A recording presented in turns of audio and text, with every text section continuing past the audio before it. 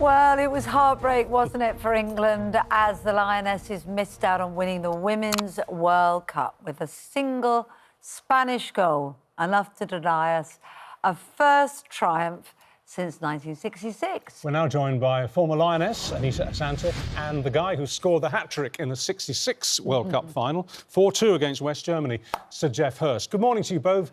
Geoff, it's great to see you again. Can I just ask you this? Watching the game yesterday, were you kind of transported back 57 years? I mean, did you identify, because this is the first time an England team's got to the World Cup final, did you find yourself really remembering and identifying with all that pressure? Oh, very much so. I think it's identical, really. Remembering what I was thinking about before coming on the pitch, understanding that the girls were feeling much the same as that. Although they did look very calm when they walked onto the pitch, quite frankly. Although they must have really been feeling, as you would expect, you know, being a nerve-wracking experience coming to a huge final. Do you think that they had a touch of bad luck? I mean, I must say, I thought watching the first half, the ball didn't seem to bounce for them as well as it had done before. I mean, in that kick that hit the bar, if that had gone in, would have transformed the game, wouldn't it? Yes, the big moments like that, whether it goes in or out, would have made a difference. I think that if that goes in, I think we'd win the game. Although, in fairness, I think the Spanish on the day were arguably slightly better technically than we were, although the Lionesses, as usual, would give it 100%. And it's bitterly disappointing when you get that far to get beat. But very important to say, the legacy of what they're leaving in terms of winning the Euros and the final of the World Cup is absolutely a gigantic boost for the women's and the girls' game. It is absolutely magnificent. That is the biggest thing about this happening in the last couple of years. Well, if Geoff was having thoughts about winning that final back in '66, Anita, I wonder if you were having thoughts of wishing you could be there. How much do you think women's football has changed since you stepped down and had stopped playing? Well, Kate, we've seen a massive transformation in the game, and of course I was one of those players that wished I could have got to a World Cup final and never managed to do it, so it's a huge achievement for them. But the impact, you know, off the back of the Euros and the investment we're seeing in the game, especially from the National Lottery players, £50 million has gone into the game over the past 10 years to allow the platform for the Lionesses and young girls to reach the heights of the game and to have this kind of level of success. How do you think this? I mean, you've won big games and you've lost big games. This was the biggest game of all and they lost. How do you think they'll be feeling as they get on the plane home? What's going to be going on in their hearts and minds?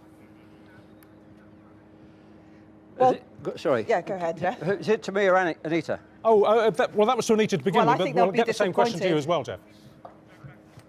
Yeah, well, you know, Geoff's been there as well, so he knows. But I think they'll be disappointed. They'll be on that flight home, reflecting on moments in the game that they felt probably could have made a difference. But ultimately, once they arrive, they'll be able to spend time with their family and friends and recognise just the impact they've had and how proud we all are of them, and what a massive achievement to reach a final off the back of being European champions. And what do you think, Geoff? They'll be naturally bitterly disappointed for a few days, a few weeks. But like in any sport, you get over it, you move on, as they all will do. But what they've done, how proud we are of them, what they've done and achieved from the Euros and getting to the final is nothing short of fantastic. And very importantly, I think, fantastic for the women's game, for the youngsters that we see playing today, and it will attract many more young girls to come into the game. I think that's the legacy, very important legacy, with the small introduction of the game over the last 10, 20 years. It's magnificent. I think that's the most important thing about all this, apart from them personally just getting beat in the game. The legacy they're going to leave the youngsters is absolutely fantastic. You're right, and it's a legacy for the players that we want to see for the future. What about for the Lionesses themselves? I mean, they say, doesn't it, that it's the hope that kills you, and I wonder if that's what they will be feeling, really. That, you know, they will be able to see the achievement, of course, at some point, but right now, it was, you could see they believed, thank goodness, that they could do it, and not this time.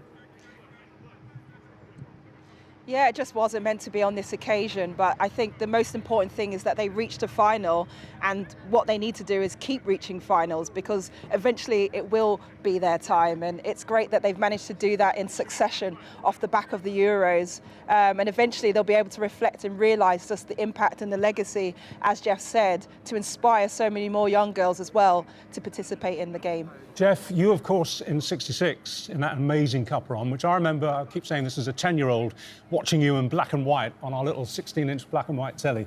You had Sir Alf, you had Alf Ramsey as your manager. They had Serena. What's your take on Serena? She's extraordinary, isn't she? One of the important things on our time was the magnificent manager we had in Alf Ramsey. His discipline, his organisation, was unbelievable, and I think we're seeing exactly the same in Serena. And I think very importantly, you need at this level a really top boss, and she's right in Alf Ramsey's footsteps. Much of the success we've had initially is down to the leadership and teamwork that she instills in the players.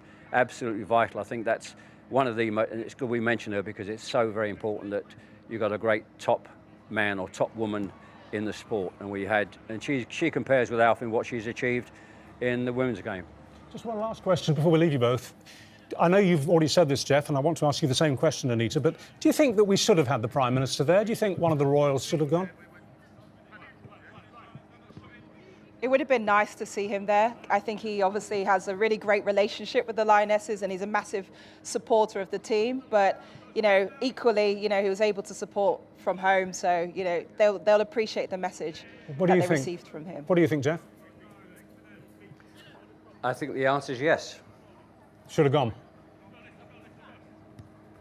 Yes. OK. We can't ask for a straighter answer than that. I, again, completely agree with you. I think they should.